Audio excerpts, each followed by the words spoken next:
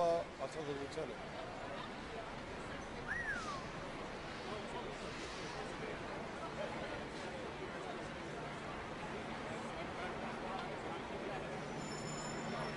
Together and have to be on standby, all right?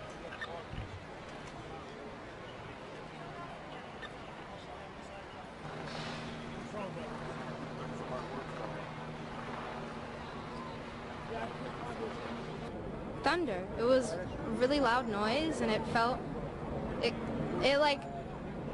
was scary at first, and then it sounded like thunder, and it just sounded really heavy. And if you're close, it did kind of like you felt it in your heart, you know, like when you're hearing fireworks, it felt like fireworks. Working. My mom was working, and then we heard this big boom, and like me and my dad just rushed to the window to see what was going on, but we couldn't see anything. And